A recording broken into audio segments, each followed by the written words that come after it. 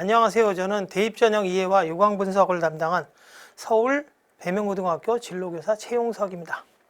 오늘의 강의 주제는 대입전형의 이해인데요. 첫 번째로 요강 바로 보기, 그 다음에 대입의 변화, 주요대 전형 안내 이런 순서로 진행을 하겠습니다. 시간이 1시간이기 때문에 부지런히 나가야 될 것 같습니다. 자, 대입전형의 변화를 하기 위해서 제일 먼저 이해해야 될 것은 대입 3년 예고제입니다. 작년에 이제 4년 예고제로 변경이 되었는데요. 대입 전형을 3년 전에 예고하겠다. 다시 말해서 우리 아이가 중학교 3학년일 때 대입 전형의 기본적인 큰 틀을 발표하겠다, 이런 것입니다. 그런데 이제 물론 우리에게 제일 중요한 각 대학별 전형 요강은 고등학교 2학년 4월 말경에 발표가 됩니다. 자, 그리고 요 대입 3년제가 발표가 된 것이 2014년입니다. 박근혜 정권일 때인데요. 그때는 뭐였냐면 2014년에 대입 3년 예고제를 발표하면서 2018학년도부터 영어 절대평가를 실시한다고 하였습니다. 그리고 2014년도 수능까지는 그 이전에 MB 정권의 수능 정책이 이어졌습니다. MB 정책의 수능 정책은 크게 두 가지로 볼 수 있는데, 하나는 EBS 연계 70%, 그리고 또 하나는 쉬운 수능, 다시 말해서 국어, 영어, 수학 영역별 만점자 1% 정책을 취했습니다. 그러다 보니까 대학들은 수능이 쉬워지고 영어 절대평가가 되면 정시 모집에서 변별력이 떨어지기 때문에 정시 모집 인원을 축소해야 된다는 생각을 하게 됩니다. 그래서 정시 모집을 줄이게 되면 결국 갈 수 있는 것은 수시 모집이죠. 그래서 수시 모집에서 논술이나 특기자 전형은 사교육 유발 요인이라 논술 전형을 늘릴 수가 없고, 그렇게 해서 서울, 경기를 제외한 지방 지역에서는 학생부 교과 전형을 늘리게 됩니다. 반면에 서울의 중상위권 대학들은 학생부 종합 전형의 모집 인원을 증가하게 되고, 교육부 방침에 따라서 수능 최저학력 기준을 완화하거나 폐지하고 2022학년도에는 적성 전형을 폐지하게 됩니다. 자, 그 다음에 이것은 이제 대학의 입장입니다. 대학이 그러면 정시에서 수시로 이동을 하게 되고, 주요 대학은 학생부 종합 전형의 모집 인원을 늘렸는데요. 그럼 또 다른 대학의 이제 발표 결과를 보게 되면 자료에서 보시면, 자, S대는 미래인재 전형이 있는 걸로 보아서 숭실대학교죠.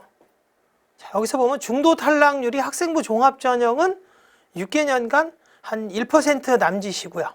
반면에 정시 수능 전형은 얼마냐? 평균 10% 정도가 됩니다. 그 밑에 있는 K대, 이거는 이제 경희대입니다. 경희대인 경우도 학생부 종합 전형은 대체로 4%, 수능 전형은 12%에서 14%를 나타내게 됩니다. 다시 말하면 학생부 종합 전형의 경우는 중도 탈락률이 낮아서 대학에 큰 부담이 되지 않지만, 정시 전형의 경우는 12% 정도가 중도 탈락을 하게 되므로 대학 재정에 영향을 주게 됩니다. 따라서 대학들이 정시 전형을 그렇게 선호하지 않게 되는 것을 보여주게 되죠. 자, 등록 비율을 보게 되면은 K대입니다. 자, 위에서 보면은 등록 비율을 보면은 재학생과 졸업생의 등록 비율을 보면 학생부 종합 전형은 한 87% 정도가 재학생, 졸업생이 12%이지만 수능 위주 전형은 재학생이 34%, 졸업생은 65%를 보여주게 됩니다. 그리고 이 밑에 있는 거는 서울대 자료를 보도 자료에 나온 것입니다. 역시 서울대를 보게 되면은 역시 학생부 정시 모집, 수능 위주에 뽑는 전형이 약 60% 정도로 재학생보다 많게 되고, 수시에서는 재학생이 거의 89% 정도를 나타내고 있습니다. 그러니까 다시 말해서 대학 입장에서 정시 모집을 늘린다는 것은 졸업생의 비율이 늘어난다라는 것을 의미하죠. 그러니까 대학의 딜레마가 여기에 있는 거죠. 자, 그 다음에 여기에서 이제 이게 전체적인 대학의 입장에 대한 얘기를 짧게 이야기를 했고요. 여기서부터 전형의 설계와 이해에 대해서 이야기를 해보도록 하겠습니다. 이 부분은 뭐냐면 대학에서 대입 전형을 새로 바꾸거나 변경하였을 때 어떤 절차로 이루어지는지에 대한 설명입니다. 이것이 이해가 돼야 대학이 왜 요강을 어떻게 바꿨고 하는 것들에 대해서 생각하기가 좀 좋아질 것 같아요. 자, 여기서 이건 한 페이지로 요약한 것이고 뒤에 이제 조금씩 더 이야기를 하게 될 텐데, 제일 먼저 전형을 변경하거나 신설하기 위해서는 문제 제기가 있어야 됩니다. 이 전형은 문제가 있으니까 개선을 합시다. 또는 폐지합시다. 뭐 이런 것들이 되는데 그 문제 제기를 할 수 있는 자격이 있습니다. 이건 누구냐? 입학처 직원입니다. 입학처 직원이라고 한다면은 대학에서는 입학처장님, 그 다음에 뭐 입학관계 부장님이나 팀장님, 실장님, 입학처 직원, 사정관 등에 의해서 이런 의견이 제시가 되겠죠. 그리고 대학에 심한 경우 총장님이 전형에 영향을 미칠 수도 있죠. 그 경우는 총장님이 입학처장님에게 전달을 해서 실제 문제 제기는 이제 입학처장님이 개선을 제안하게 되죠. 자, 두 번째는 뭐냐? 문제 제기라면 근거가 있겠죠. 이러이러하니까 이것은 변경을 해야 되겠습니다 라고 요청을 하게 되는데, 그것을 검토하여서 그것이 그 문제 제기가 적합하냐라는 거를 확인하게 되겠죠. 뭐 대표적인 것이 예를 들어서 어떤 전형을 바꾼다. 바꾸는 이유가 뭐냐? 입시 결과가 안 좋다. 중도 탈락률이 높다. 뭐 이런 것들이 있으면 이제 바꿔야 되겠죠. 자, 그 다음에 세 번째는 전형의 필수 요소를 확정한다고 되어 있습니다.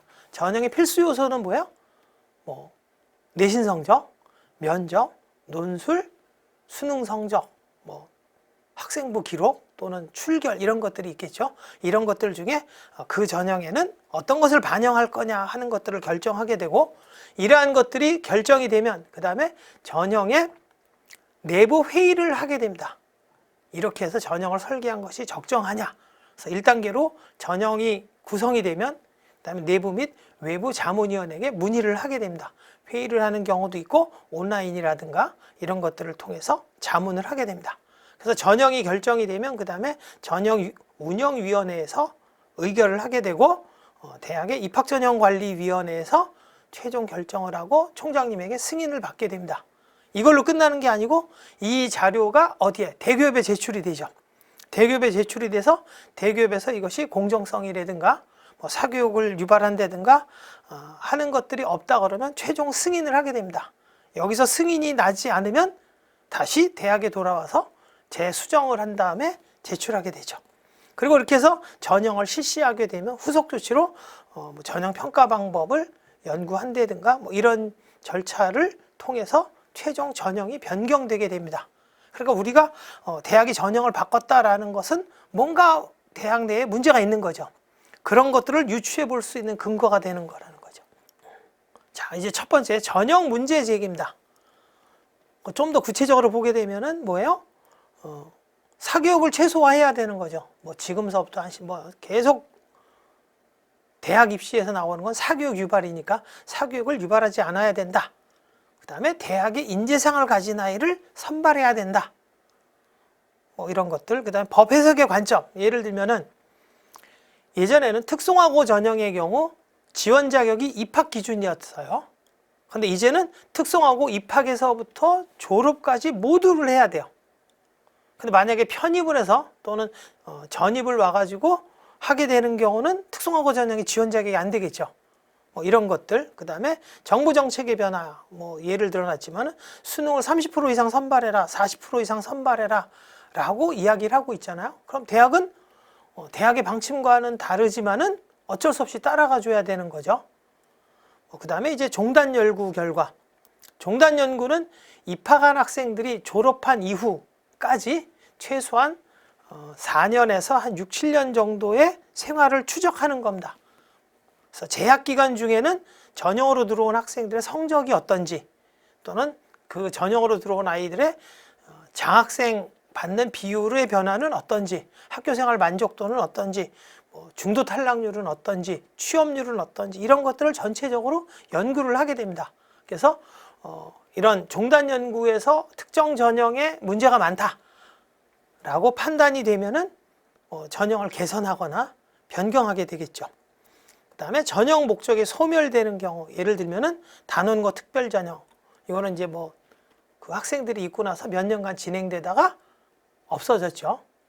그다음에 기초수급자, 차상위 계층, 농어촌 지원 자격 등, 예를 들면 농어촌 전형의 지원 자격이 예전에는 고등학교 3년이었어요.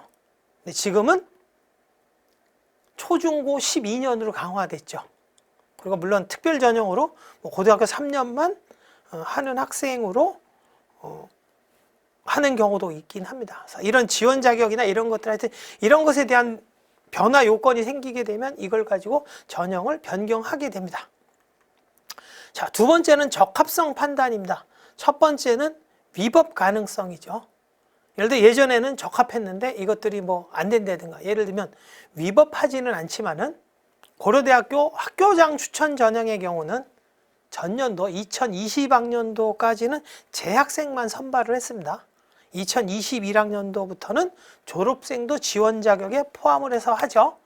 이것이 이제 왜 갑자기 지원 자격이 확대되었느냐? 그것은 권익위인가요?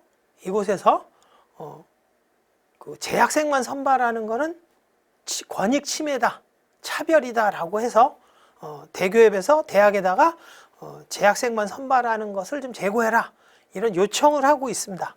뭐 그런 것들이 해당되지 않을까 싶어요. 그다음에 대학의 지향점, 예를 들면 고려대학교의 경우는 논술 전형을 없앴죠. 그리고 정시 전형을 대폭 줄였습니다. 그 이유는 뭐냐? 대학의 목적, 지향점이 우리는 재학생 위주의 선발을 하겠다라는 방침이었어요. 그러니까 우리는 재학생을 선발해서 바로 가르치는 것이 우리 대학이 원하는 것이다. 그러면 수시를 대폭 늘리겠죠. 뭐 그랬는데 이것이 이제 교육부 방침에 따라서 정시 확대 방침으로 가니까 전형의 흐름이 달라지고 있는 거죠. 자, 그다음에 전형 진행상의 어려움, 면접, 서류평가. 자, 여기에서 보게 되면 역시 이제 고려대학교 예를 들게 되는데, 고려대학교가 학교장 추천 전형의 수능 최저 기준이 상당히 높은 편입니다. 이유는 뭐냐? 대학에 문의한 결과 우리 대학의 사정관들 숫자가 정해져 있는데 수능 최저를 완화하게 되면, 대학의 얘기로는 대략 합 2를 완화하게 되면 지원자 풀이 약 1만여 명 정도 증가할 것으로 예상을 합니다. 그러면 지원자가 너무 많아지게 되면 결론적으로 학생당 서류평가 시간이 짧아지겠죠. 그러니까 그것을 제한하기 위해서 수능 최저로 우리는 제한하고 있다, 이렇게 이야기를 합니다. 또 하나는 면접의 경우 뭐 대학 전체 지원자들을 하루나 이틀, 토요일, 일요일 사이에 전체 면접을 해야 되기 때문에 그 인원의 제한으로 인해서 뭐 단계별 전형으로 해서 1단계에 3배수만 면접을 하겠다라든가 이런 제한 조건들이 생기게 됩니다. 그 다음에 다양성 확보, 뭐 공학적 판단, 이런 것들은 뭐냐? 대학이 원하는 것들을 얼마나 수월하게 또는 얼마나 우수한 학생들을 뽑기 위해서 뭐 이런 것들이 이제 여기에 들어가겠죠. 다음 세 번째, 전형의 필수 요소 확정입니다. 필수 요소는 여기 있듯이 대상 및 지원 자격, 뭐 재학생이냐 졸업생이냐 뭐 이런 것들이 이제 제한이 되겠죠. 그 다음에 모집 시기 수시로 할 것이냐 정시로 할 거냐, 모집 인원은 몇 명을 뽑을 거냐. 일반적으로 대학의 학과 모집 인원은 대학 입학처에서 전체 인원을 정하기는 하지만 학과에다가 이런 정도의 인원을 뽑았습니다라고 대부분 의견을 묻습니다. 그러면 학과에서 그 요구 조건들에 대한 논의를 거쳐서 입학처에 보내게 되죠. 그리고 그 이제 학과의 요구는 한 개 전형만 보내는 게 아니고 전체 그 학과에 해당되는 모집 인원을 무슨 전형으로 얼마 뽑을 거니까 당신네는 어떻게 할 거냐라고 하는 것들을 알려주게 되죠. 거기에 맞춰서 이제 대학 입학 그 학과에서 인원 배분을 해서 제출하게 됩니다. 진행 성격은 일괄합산이냐 단계별이냐, 여기에 대해서는 평가 능력을 고려한다고 되어 있죠. 예를 들어서 학생부 종합전형이 단계별 전형이 많습니다. 특히 면접이 있는 전형이 단계별 전형을 하게 되는데, 일괄합산을 하게 되면 장점은 모든 학생을 다 동일하게 평가하는 장점이 있죠. 반면에 면접이 있는 전형을 일괄합산으로 하게 되면 면접 인원이 너무 많아지죠. 그럼 대학에서 면접을 정해진 기간 내에 소화할 수가 없습니다. 또 하나는 면접 보기 전에 서류 평가가 끝내야 되는 부담감도 있고, 그렇기 때문에 면접이 있는 전형은 보통 3배수로 1단계를 선별해서 그다음 그 인원만을 평가하게 됩니다. 반면에 이제 일괄합산 통으로 뽑는 전형의 경우는, 학생부 종합 전형의 경우는 굳이 면접 날짜에 제한받을 필요가 없죠. 수능 성적 발표 전까지 평가를 하면 되기 때문에 좀 더 평가 기간을 길게 가져갈 수 있다는 장점이 있습니다. 그래서 평가 요소에 따라서 그런 것들을 이제 다르게 정해지게 되고요. 자, 최저학력 기준은 내신이나 수능 뭐 이런 자료들을 통해서 우리 학교는 이 정도 수능 성적은 돼야 수업을 들을 것 같다라고 해서 정할 수도 있고, 조금 전에 이야기한 대학처럼 지원자 풀을 관리하기 위해서 그런 것들을 정하는 경우도 있습니다. 학생부 종합 전형의 경우는 대체로 수능 최저학력 기준이 없는 경우가 많죠. 그 다음에 뭐 인재상이라든가 학업 능력, 뭐 전형의 특성 등을 고려해서 선발하게 됩니다. 특히 과학 특기자 전형의 경우는 대부분 수능 최저학력 기준을 적용하지 않습니다. 전형 요소입니다. 전형 요소는 서류평가의 경우는 학생의 전반적인 성향이나 학업 능력 이런 것들을 종합적 판단하게 되죠. 교과 성적을 통해서는 학업 능력 및 성실성을 판단하게 됩니다. 성적을 통해서 어떻게 성실성을 판단하냐? 학생의 성적이 꾸준히 좋은 학생의 경우는 고등학교 3년 내내 성실하게 수업을 참여하고 공부를 했다는 걸 알 수 있겠죠. 반면에 성적이 오르락내리락 하는 학생들의 경우는 그렇지 않다라고 이제 생각을 하게 될 겁니다. 면접에서는 종합적 판단과 의사소통 능력, 문해력 등을 보게 됩니다. 특히 제가 보기에 중요한 건 문해력입니다. 그러니까 글을 읽거나 상대방의 말을 들으면서 거기에 핵심을 파악하는 것이죠. 이게 안 되면 대학에 와서 교수님의 수업을 못 알아듣거나 교재를 읽고 무슨 내용인지 판단하지 못하니까 학업 능력이 떨어진다고 볼 수 있는 거죠. 자, 그다음에 논술은 논리적 사고력, 표현력, 문제 해결력 이런 것들을 보게 되는데, 교육부에서 사교육 영향평가와 이런 것들을 통해서 교육과정 이외에 출제진을 교육과정 이외에 출제하는 것을 금하고 있기 때문에 대학에서는 상당히 어려움을 겪습니다. 반대로 사교육에서는 기출문제를 통하거나 아니면은 출제진을 파악을 해서 예상문제를 추정할 수 있습니다. 출제진은 대입인데 어떻게 판단하느냐? 어떻게 파악하느냐? 가능하겠죠. 왜? 논술 실시 전에 한 일주일, 열흘 정도 교수님이 출근을 못 하겠죠. 그러면 이제 그것을 통해서 출제진에 들어간 걸 파악하고 출제진에 들어간 교수의 명단과 주 전공을 통해서 시험 문제 등을 나오는 부분을 추정할 수 있지 않을까 이렇게 보기도 합니다. 자, 수능의 경우는 학업 능력을 보여주는 전국 단위의 성적으로 학생의 수준을 보여줄 수 있는 거죠. 그런데 이제 대학의 단점의 경우는 중도 탈락률이 높다라고 하는 거죠. 서울의 상위권 대학들은 대부분 10% 정도 된다고 보고 있습니다. 특기자 전형의 경우는 이제 특정 분야의 우수성을 가진 아이들을 주로 선발하는데, 최근의 경우는 특기자 전형의 모집 인원이 점점 줄어들고 있죠.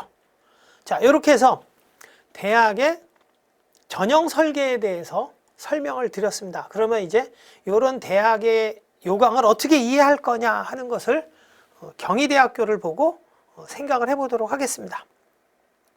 자, 이거는 경희대학교 요강 집에 나와 있는 화면을 캡처한 것입니다. 자, 제일 먼저 주요 사항, 세부 전형, 기타 사항, 제출 서류 양식이 나와 있죠. 자, 여기에서 우리가 볼 것은 뭐요? 주요 사항입니다. 전년도와 어떻게 달라졌는지, 모집 인원을 어떻게 변했는지를 1번에서 보게 되고, 세부 전형 2번에서는 내가 지원하려고 하는 전형에 대한 방법을 보게 됩니다. 그 외에 이제 3번에서는 지원자 유의사항 꼭 확인해야 되죠. 면접일은 언제고, 발표는 언제고, 추가 합격은 언제고 하는 걸 꼭 확인해야 됩니다. 그리고 네 번째가 이제 제출 서류 양식에 대한 것들이 되어 있습니다. 그래서 차례대로 보게 되면은 첫 번째가 전형 요약 및 주요 변경 사항이죠. 이쪽을 보게 되면은 대학별로 어떤 학생들의 지원 자격이 되느냐를 보내주고 있죠. 그러니까 예를 들면 내가 일반고다 그러면 지원 가능한 게 일반고면 네오르네상스 전형, 고교 연계 전형, 그다음에 국가보훈, 농어촌 뭐 대부분의 전형이 다 지원 가능하죠. 특성화를 제외한. 만약에 내가 뭐 그 자율고다 그런데 그렇게 되면은 특성화고 전형이나 이런 건 지원할 수 없겠죠. 이걸 꼭 확인하셔야 됩니다. 그리고 졸업연도 제한이 있죠. 예를 들면 고교연계 전형의 경우는 2021년 2월로 돼 있죠. 그러니까 다시 말하면 고교연계 전형은 재학생만 가능하다. 근데 내가 졸업생인데 지원을 했다 그러면 그냥 원서 한 장 못 쓰게 되는 거죠. 이런 걸 이제 확인하게 되고요. 자, 그 다음에 전형 요소입니다. 전형에서 어떤 서류를 제출하고 무엇으로 평가하느냐 하는 거죠. 학생부 종합전형인 네오르네상스 전형의 경우는 학교생활기록부, 자기소개서를 평가하고 학생부는 정성평가를 하게 됩니다. 교과 성적도 역시 정성평가를 하게 되죠. 몇 등급은 몇 점 이렇게 평가하지 않는다는 얘기죠. 그 면접도 정성평가를 통해서 점수를 부여해서 학생을 선발하게 됩니다. 그리고 오른쪽에 보면 그 다음에는 고교연계 전형은 면접이 없죠. 수능 최저도 없고. 그래서 고교연계 전형은 서류평가와 학생부를 통해서 일괄합산으로 선발하는구나 하는 것을 알 수 있습니다. 자, 다음에 이건 이제 논술 우수자 전형 및 실기 우수자 전형이죠. 논술 우수자 전형은 논술 성적과 정량 평가된 교과, 비교과 성적만으로 선발하게 됩니다. 나머지 내용들은 해당 사항이 없겠죠. 그리고 수능 최저학력이 있습니다. 수능 최저학력이 있는 경우는 수능 이후에 수능 최저학력이 적용되는 논술 전형의 경우는 수능을 너무 잘 봐서 이 대학보다 더 좋은 데를 갈 수 있을 것 같아 하는 학생들은 논술 시험 보러 안 오겠죠. 그리고 수능을 못 봐서 수능 최저를 못 채운 학생들도 보러 오지 않아요. 그래서 수능 최저 있는 논술 전형의 경우 수능 이후에 본다 그러면 절반 정도 학생이 결실을 하게 됩니다. 그리고 대부분 시험 본 학생들 중에 절반 정도가 그래도 수능 최저를 못 채운대요. 그럼 실질 경쟁률은 대략 25% 정도 됩니다. 그런데 논술 전형의 기본 경쟁률이 뭐 한 40대 1 정도 되니까 수능 최저를 채운 학생들 채우고 시험을 본 학생들의 경쟁률이 10대 1이죠. 그러니까 논술을 무지 잘 봐야 될 수 있다. 이런 것도 알 수 있겠죠. 자, 그다음에 전형 요소별 반영 비율입니다. 여기 보면 단계별 전형인 것과 일괄합산인 전형이 있죠. 단계별 전형의 경우 대표적인 게 네오르네상스 전형이죠. 서류 100에 2단계에서 1단계 70과 면접 30이 되겠죠. 자, 1단계 보통 3배수를 뽑게 되는데 이 3배수를 뽑은 경우 상당수 학생들이 3배수 내에서 결시하는 학생들이 생기겠죠. 3배수 중에서 뭐 0.5에서 한 1배수 정도는 결시를 할 겁니다. 그럼 대략 한 2에서 2.5배수 학생들이 면접을 보러 오고 면접 보러 온 학생들 중에 더 좋은 대학으로 가는 학생들이 있겠죠. 그래서 내가 처음에 안 되더라도 추가로 붙기 때문에 1단계 통과를 하게 되면 추가로라도 합격할 확률이 매우 높아지게 됩니다. 그렇기 때문에 면접은 끝까지 최선을 다해서 보는 게 중요하겠죠. 자, 그 다음에 이제 일괄합산인 경우 고교연계 전형이나 고른기회 이런 전형들의 경우는 그냥 처음 성적으로 합격자가 결정이 됩니다. 이 경우는 단계별 전형과 달리 추가 합격 인원의 제한이 없기 때문에 끝까지 추가 합격을 기다려보는 것도 한 방법이라고 생각이 됩니다. 자, 실기 우수자 전형은 해당되시는 분들은 요강을 보시면 되고요. 자, 그 다음에 대학 요강에 대해서 모집 인원 변동이 나옵니다. 모집 인원이 전년도보다 늘었다, 줄었다 라고 하는데 중요한 것은 뭐냐?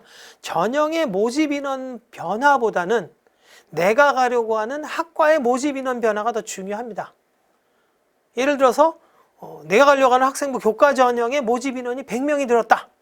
그런데 정작 내가 가려고 하는 학과의 모집 인원은 변동이 없다 그러면 아무 영향이 없는 거죠.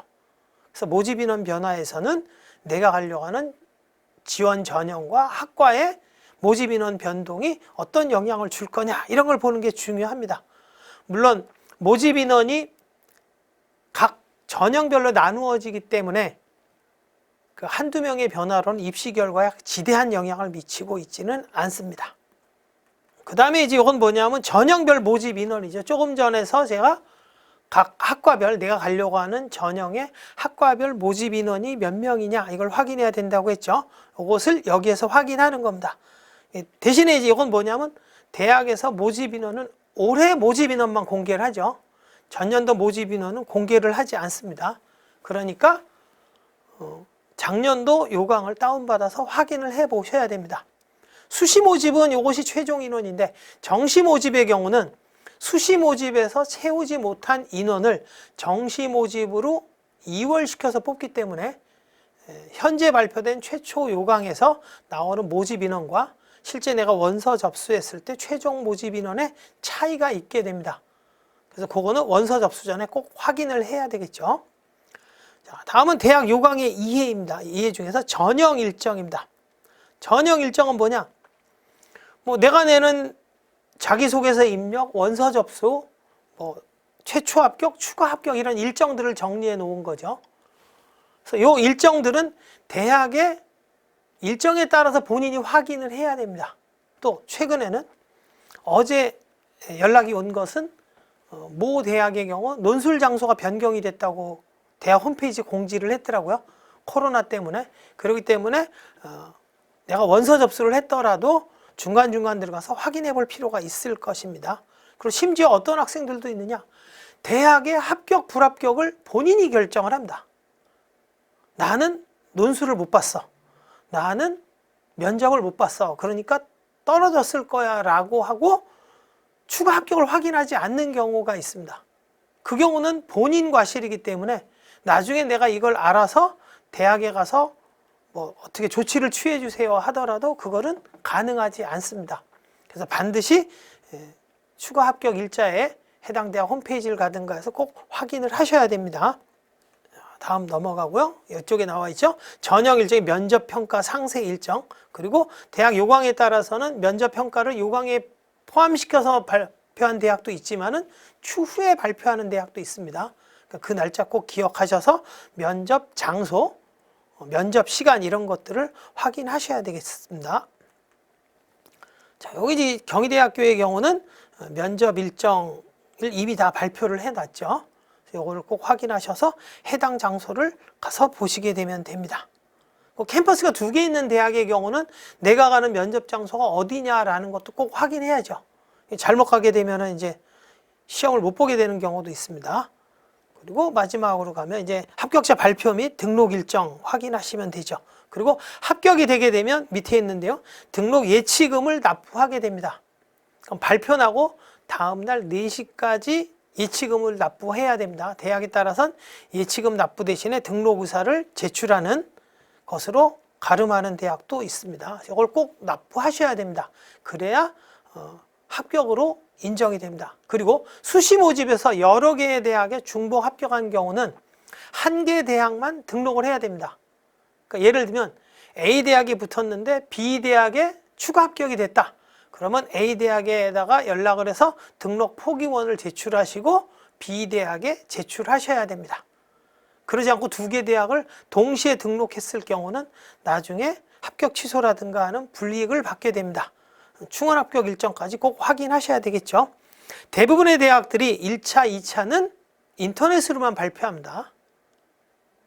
그리고 3, 4, 5차에서는 대학에 따라서 전화 통보를 하거나 인터넷으로 발표하는 대학이 있기 때문에 해당 날짜 시간에 대학 홈페이지에 가서 꼭 확인하셔야 됩니다. 자, 이건 이제 아까 얘기했죠. 전형 요소별로 어떻게 평가한다. 해당 전형과 전형 자료 평가 방법 꼭 숙지하셔야 되겠죠. 요거는 이제 모두 어디에도 중요하냐.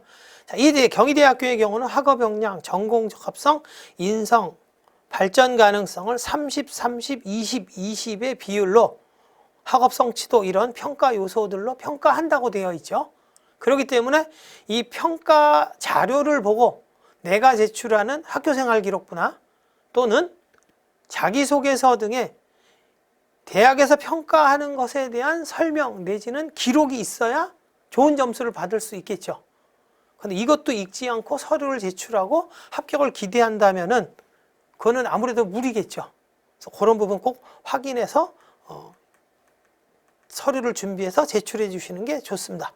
면접의 경우도 인성과 전공적 합성에 대해서 이런 부분들, 창의적인 노력, 품성, 태도, 전공적 합성, 논리적 의사소통 능력 등을 평가하니까 이런 부분에 대한 연습들을 하는 것이 좋겠죠. 그리고 인터넷상에서는 기출문제들이 있기도 하고 대학의 선행학습 평가 결과 보고서에 기출문제들이 나와 있으니까 이런 거 참고하시면 될 것 같습니다. 이거 이제 공통유의사항 이런 것들은 쭉 넘어가겠습니다. 자, 그 다음에 대학 입시 결과의 이해입니다. 대학 입시 결과는 뭐냐? 요것도 이제 대학에서 발표한 자료입니다. 전형이 나와 있고 이쪽에 보게 되면은 모집 인원, 지원 인원 이렇게 나와 있죠. 충원 합격률이 몇 %다 나와 있고 이쪽에 성적이 있습니다. 오른쪽 성적을 보게 되면은 이쪽에 까맣게 되어 있는 것, 이것이 이제 합격자고 빨갛게 되어 있는 것이 지원자죠. 그럼 이 중에 어떻게 보느냐? 앞쪽에 까맣게 몰려서 많이 있는, 밀집되어 있는 동그라미, 합격자는 주로 일반고 학생이라고 추정하면 될 것이고요. 여기서 보면 뚝 떨어져서 뒤쪽에 있는 학생들이 일부 소수 학생들이죠. 그 경우는 이제 자율고나 특목고 학생들이라고 추정하면 될 것이라고 봅니다. 자, 여기서 보면은 경쟁률과 충원 합격이 나와 있고 여기에다가 제가 합격자를 이렇게 붙여봤습니다. 그러면 여기에 보면 합격자 성적은 2.7등 맨 위에 보면은 국어국문학과 합격자 성적이 2.7등급이었다. 그런데 보면은 2등급 중반까지가 되게 많고 뒤쪽은 좀 숫자가 적죠.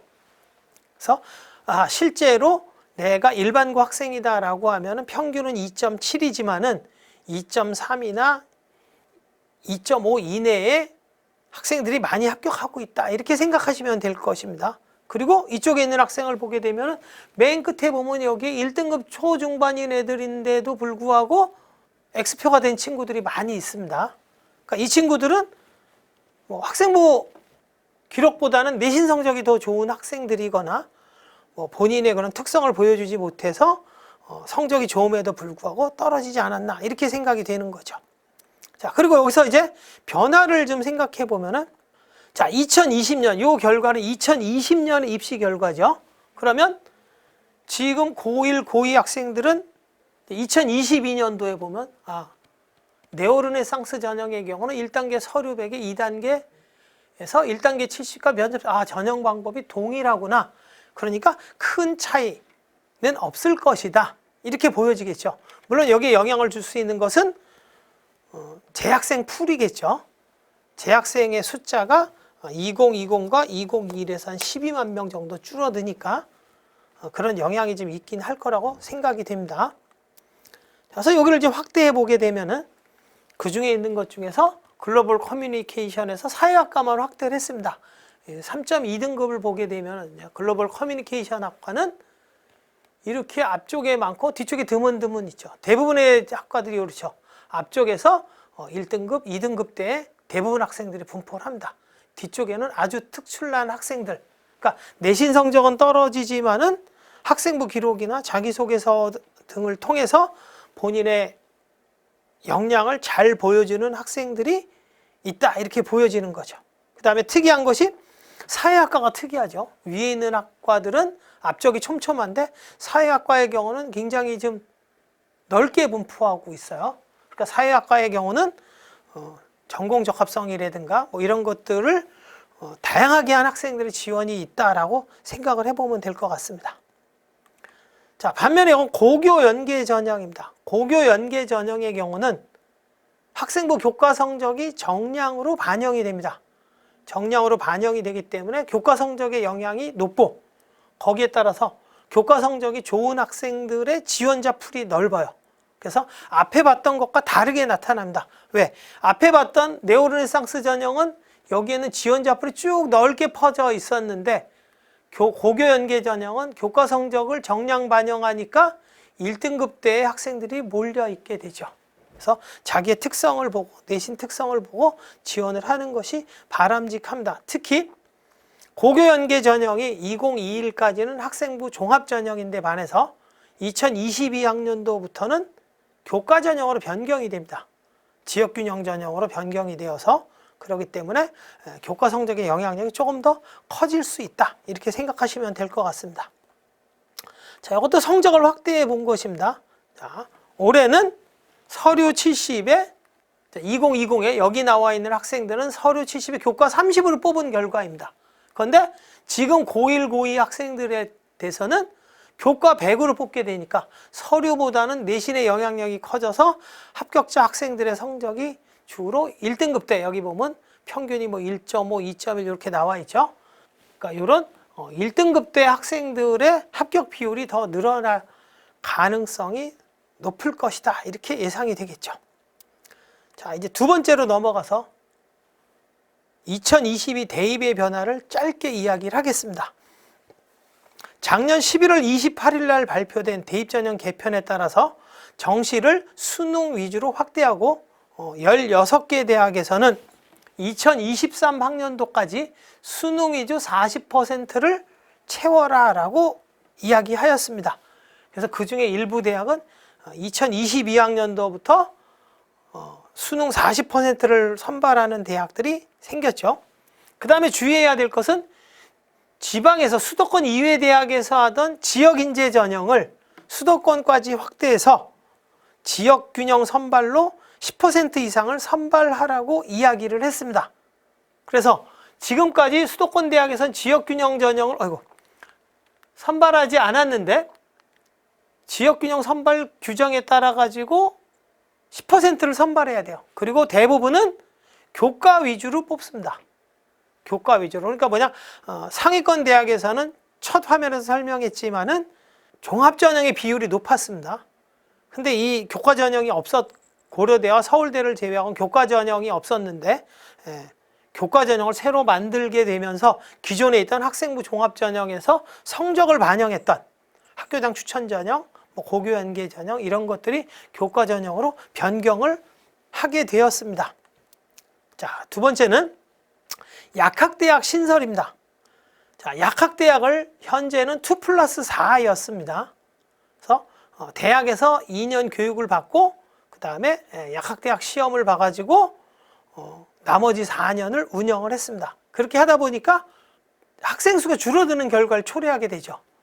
그래서 그런 문제들이 있어서 약학대학을 총 6년제로 다시 선발하게 됩니다. 2022학년도부터. 그래서 32개 대학에서 한 1,500명, 정원에까지 하면 1,600여 명 정도를 선발하게 됩니다.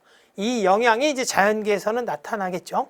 그리고 의대를 2022학년도부터 10년간 4,000명을 증원하겠다라고 발표를 했습니다. 근데 이것은 지금 현재 의사협회나 이쪽에서 반대를 하기 때문에 아직 최종 확정되지는 않은 상태입니다. 자, 그래서 2022학년도 현 고2 학생들부터 최상위권은 어떠냐? 자연계열 학생들의 고민이 시작이 될 겁니다. 무슨 고민이냐? 약대에서 1,600명 정도가 늘고 의대에서 400명이 늘면 2,000명이죠.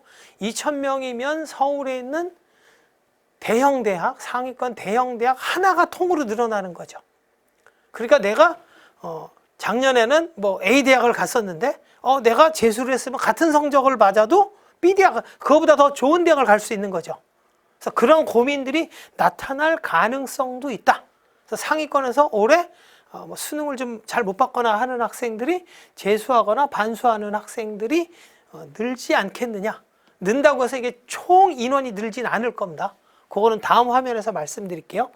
그 다음에 이제 요거를 고려해서 상향소신하고 이런 것들을 합니다. 그 다음에 상위권 공대 입결이 영향을 받을 거다. 그렇다고 해서 입시 결과가 폭락하냐? 그러기는 쉽지 않아요. 왜냐? 여기에는 1,600명이나 의대 400명을 뽑는다고 하더라도 이것이 각 과로 흩어져서 지원을 하게 되죠. 전형별로 대학에서 몇 명씩 나누어서 하기 때문에 그것으로 인한 입결 폭락은 쉽지 않을 거다. 이렇게 폭락까지는 가지 않을 거다. 이렇게 예상이 됩니다. 자, 이거는 수능 응시자 수입니다. 올해는 아직 수능을 안 봤기 때문에 올해 자료는 넣지 않았습니다. 이쪽에서 보게 되면 위에 있는 재학생 숫자는 지난 4년간 꾸준히 내려가는 패턴을 보였습니다. 그런데 작년 수능의 경우는 자, 여기서 보게 되면은 수능에서 줄었다가 다시 6월 되면 올라가는 경향을 보이는데 작년의 경우는 그대로 숫자가 줄어들어 버렸죠. 그리고 작년에 학생 수가 줄어든 영향입니다. 올해도 여기에서 더 내려가게 되겠죠. 그러니까 올해 재수생이 연초에는 늘어날 거라고 하는 생각외로 늘어나지 않았습니다. 늘어나지 않은 이유가 무엇이냐? 재수할 수 있는 자원의 공급이 줄어드는 거죠. 그러니까 내년도 그 영향이 마찬가지로 가기 때문에 재수생의 비율은 늘어날 수 있어도 재수하는 학생의 숫자가 대폭 늘어나거나 하진 않을 것으로 보여집니다. 졸업생은 이전 졸업에 의한 영향을 받는 거죠. 그래서 매년 현재까지 작년까지는 계속 늘어났죠. 그런데 올해는 요 인원 34만 7천이 응시한 인원이 여기에 영향을 주기 때문에 작년만큼 재수생 숫자가 비율은 늘어났지만 응시자가 늘어나진 않을 거라고 보여집니다. 이것은 짧게 넘어갈 건데 2022학년대 약학대 전형별 모집 인원을 정리한 것입니다. 교과종합 논술 수능으로 이것은 나중에 천천히 살펴보시면 되겠습니다.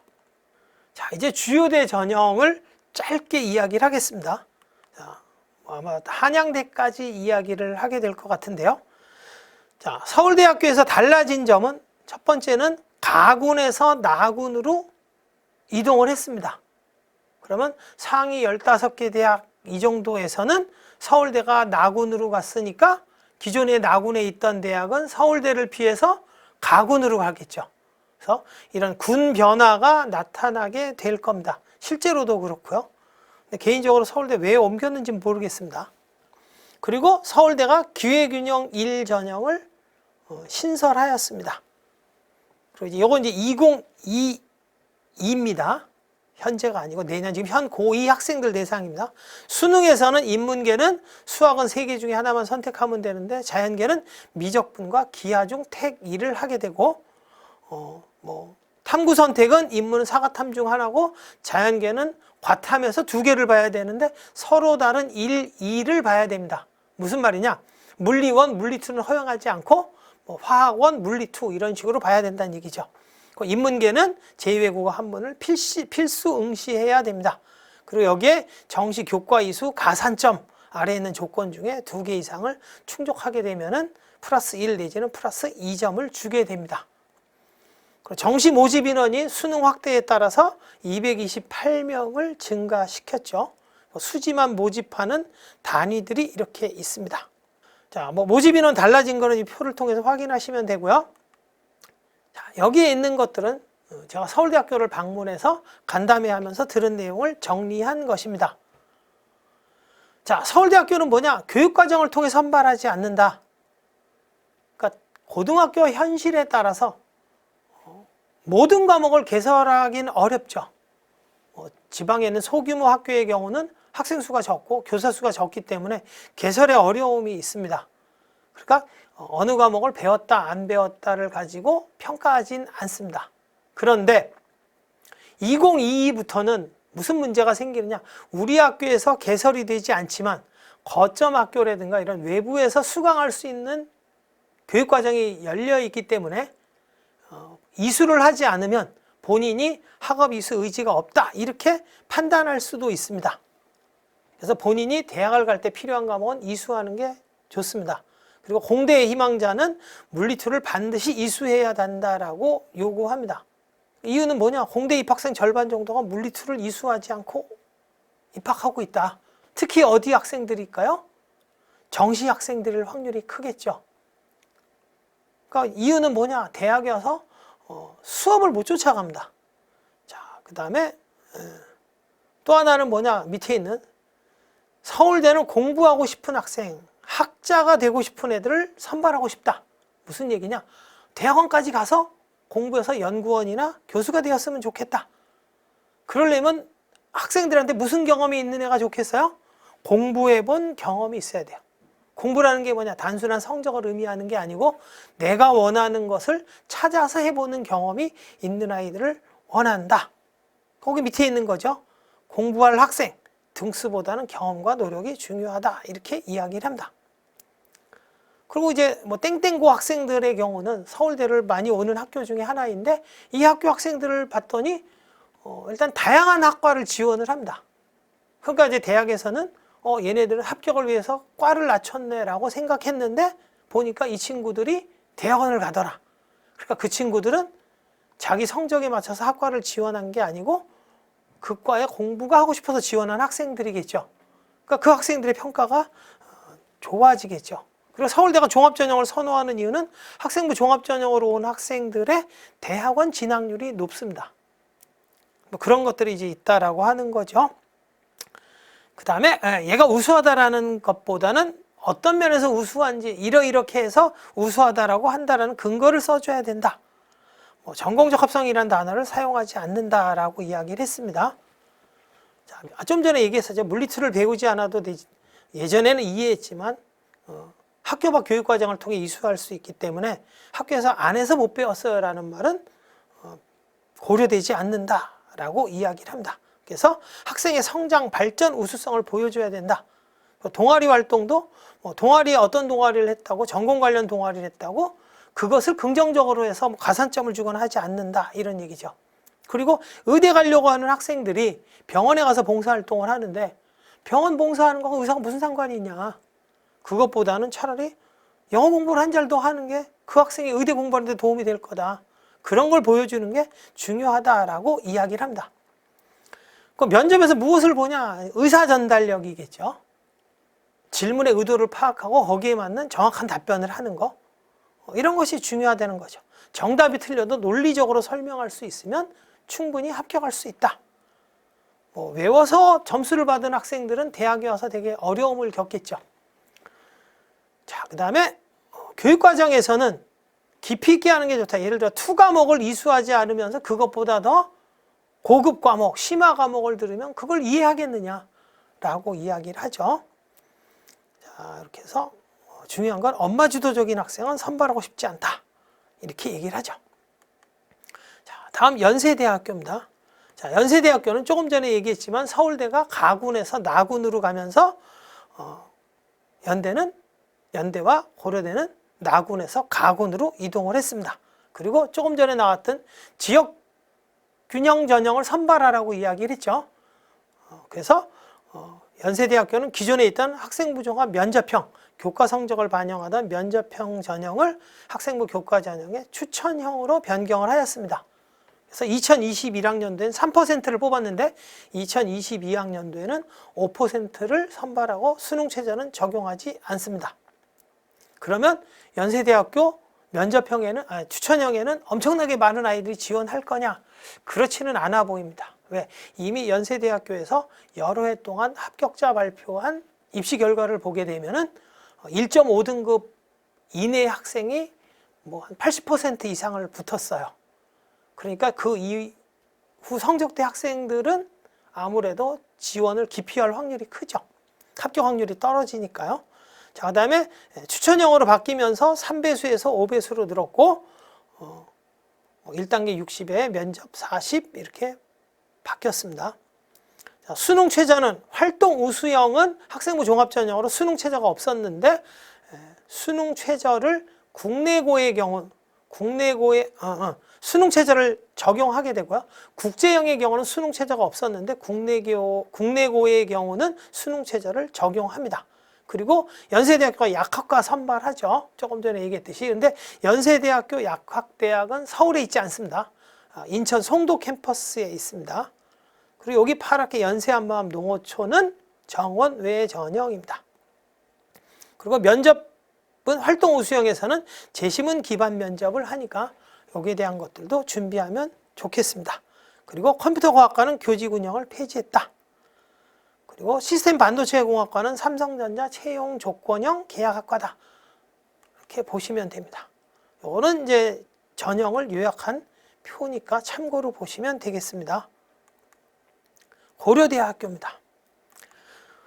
고려대학교는 모집군 역시 가군에서 나군으로 이동을 했습니다. 그리고 학교 추천 전형이 교과 전형으로 뽑았었는데 지역균형 전형으로 변경이 되면서 아까 10% 이상이었죠. 그리고 정시 전형 40%를 맞추기 위해서 319명이 줄었습니다. 그리고 교과 60, 면접 20, 서류 20 이렇게 뽑던 것에서 면접 20이 없어졌죠. 그래서 교과 80으로 되면서 서류 20, 그러니까 교과 80에 서류 20으로 선발하게 됩니다. 자, 학업 우수형은 5배수에서 6배수로 늘었습니다. 1178명에서 역시 890명으로 줄었죠. 자, 이것도 이제 무슨 생각을 해볼 수 있을까요? 아까 처음에 대학이 전형 설계할 때 얘기를 했죠. 자, 1단계는 5배수에서 6배수로 늘었다는 얘기는, 배수가 늘었다는 얘기는 면접 인원이 확대됨에도 불구하고 늘었다는 얘기는 5배수로 입학 정원을 못 채웠다는 의미가 들어갈 수 있죠. 이탈자가 많아서. 그러니까 1단계 통과를 하게 되면 추가로 붙을 확률이 꽤 이전까지 높았다. 그래서 6배수로 늘렸다. 그러니까 6배수 안에 들어도 합격 확률은 꽤 높을 것이다. 이렇게 생각하면 되겠죠. 계열 적합형은 37명이 줄면서 수능 최저를 적용하지 않습니다. 여기에 대한 오해가 있습니다. 자, 계열 적합형은 수능 최저를 적용하지 않기 때문에 일반고에서 수능 성적이 안 되는 학생들이 많이 지원을 해요. 그런데 대학교에 전형 설계 의도가 있다 그랬죠. 우린 어떤 아이를 뽑고 싶다 했냐? 고려대학교에서 특기자 전형을 폐지했습니다. 특기자 전형을 폐지했기 때문에 그 인원만큼을 계열 적합형에 넣었습니다.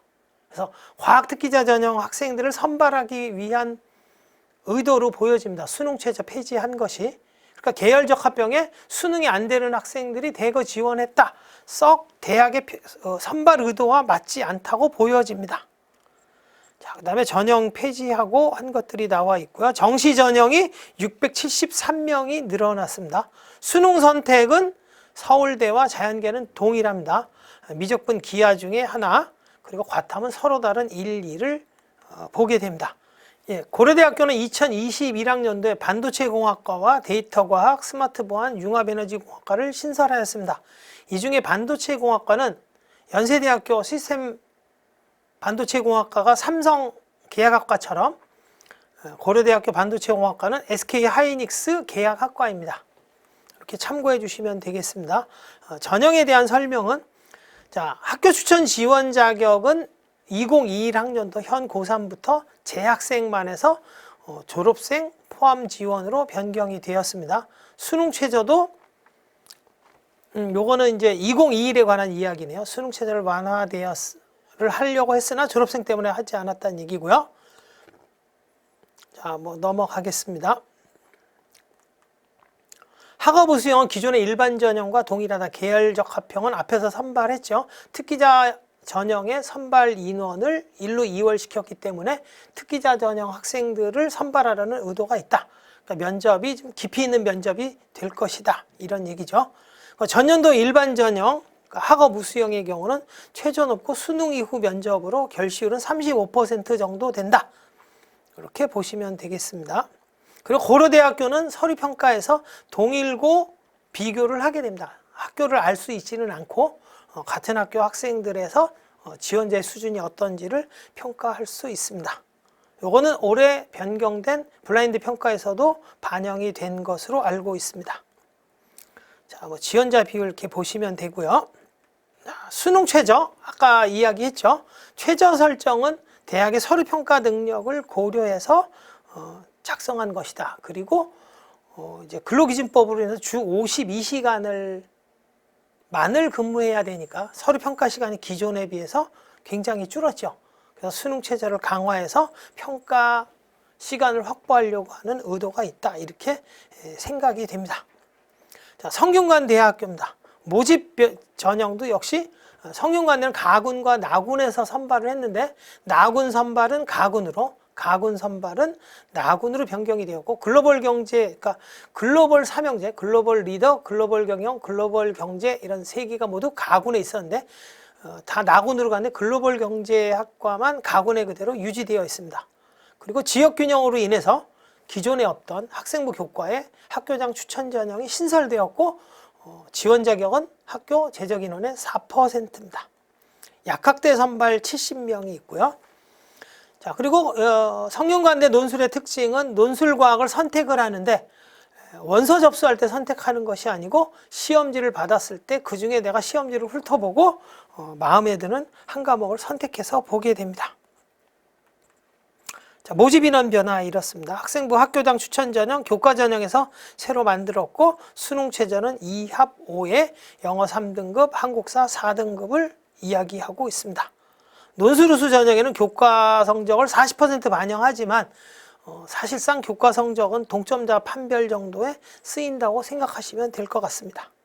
자, 여기서는 학과의 특성을 간단하게 쓴 것입니다. 글로벌 경제학과는 금융경제, 공공경제, 법경제, 이론경제 4개 트랙이 운영이 되고 글로벌 리더는 정책학, 법무 2개 트랙을 운영합니다. 반도체 시스템공학과는 삼성전자 계약학과죠. 소프트웨어학과는 5년 학석사 연계학과, 글바메라고 되어 있는 건 글로벌 바이오메디칼 엔지니어링이죠. 좀 쉽게 얘기하면 의공학과죠. 그래서 여기에서는 뇌과학, 생체재료, 의료영상 및 기기 트랙 이렇게 나뉘어져서 선발을 하게 됩니다. 전공 예약제가 있고요. 자, 융합 전형을 지금 새로 운영하고 있는데 1학년 때 성적과 학업 의지를 가지고 40명을 선발해서 운영하고 2022에서는 신입생을 이렇게 선발하는 것으로 알고 있습니다. 그래서 데이터 사이언스, 인포메틱스, 컬처 앤 테크놀로지 3개의 트랙으로 운영을 하게 됩니다.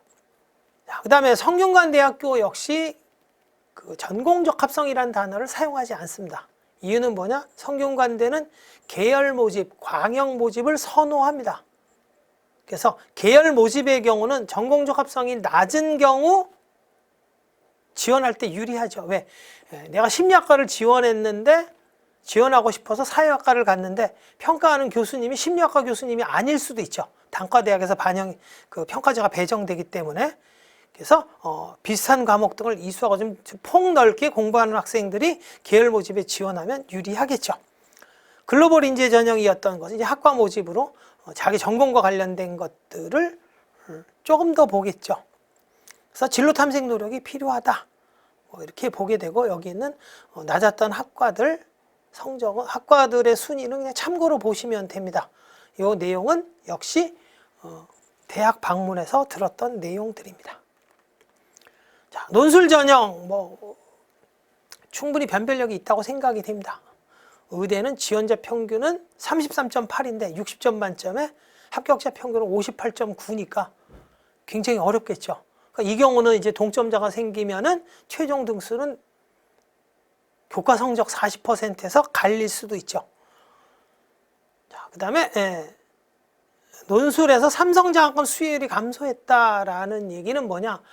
논술 전형으로 입학한 학생들의 우수성이 좀 떨어지지 않느냐라는 질문에 대한 답변이었습니다. 그리고 과학의 경우 물화생지를 지구과학은 없죠. 성균관대는 물화생을 보게 되는데 이 경우 과목별 난이도에 대해서 유불리가 생기지 않느냐라는 질문에 그것은 표준화 작업, 통계 처리를 해서 표준화 작업을 하기 때문에 거기에 대한 유불리는 존재하지 않는다. 이렇게 이야기를 합니다. 논술 전형의 충원율은 기본적으로 대학에 따라서 한 10% 내외가 된다고 이야기를 합니다. 이건 참고로 보시면 되고요. 글로벌 융합학과 아까 설명했는데 같이 보시면 되겠습니다. 면접을 실시하지 않는 이유는 뭐냐? 면접을 실시해도 1단계 3배수를 뽑았더니 면접과 상관없이 다 붙더라. 그러니까 면접의 의미가 크게 있지 않다. 또 한 가지는 이건 성균관대뿐만이 아니고 다른 대학을 방문했을 때의 이야기도 서류평가의 일치도와 등수와 면접평가의 등수가 크게 차이가 나지 않는다. 그러니까 면접이 없어도 충분히 가능하다라고 생각을 합니다. 서강대학교입니다. 서강대학교 역시 서울대가 가군에서 나군으로 감에 따라 서강대도 연고대가 가군으로 오니까 서강대는 가군에서 나군으로 이동을 했죠. 그리고 얘네도 학생부 종합전형만 있고 교과전형이 없었는데 지역균형 인재 선발로 인해서 고교장 추천 전형을 신설했고 추천 인원은 학교당 10명, 출결 봉사를 10% 반영합니다. 소프트웨어 전형, 우수자 전형을 폐지했습니다. 그리고 학생부 종합 전형에서 역시 자기소개서 제출하지 않고 수능 최저 적용하지 않습니다. 그리고 정시 수능 선택에서는 서울대, 고려대와 마찬가지로 과탐 자연계에서는 서로 다른 1, 2를 요구하고 있습니다. 전형 변화에 대한 표는 이렇게 참고로 보시면 되겠고요. 자, 마지막 한양대입니다. 한양대학교는 이제 기존의 상위권, 상위 15개 대학 정도에서 교과 전형을 운영하던 데가 고려대학교, 그다음에 한양대, 중앙대, 시립대, 외대 이런 데가 이제 운영을 했습니다. 그래서 한양대의 경우는 기존에 있던 학생부 교과 전형을 지역균형 전형으로, 지역균형 발전 전형으로 변경을 하였습니다. 지원 자격은 상위 11%입니다. 자, 저 글로벌 인재 전형에 영문, 중문, 동문, 국제 전형을 폐지하였고 이렇게 변경을 하였습니다. 정시 전형도 나군에서는 교과 10을 반영하던 것을 가나군 모두 수능 100으로 변경했고 서울대 모집군 변경에 따라서 한양대도 가군은 나군으로, 나군은 가군으로 변경하였습니다. 그리고 정시 모집 단위에 국제학부 9명, 간호 15명을 추가로 더 선발하게 됩니다. 한양대에서 모집 인원 변화에 대한 것은 여기에 있는 표로 가름하였습니다. 자, 이상으로 대학 전형 분석과 2022학년도 대학 전형 안내를 마치도록 하겠습니다. 감사합니다.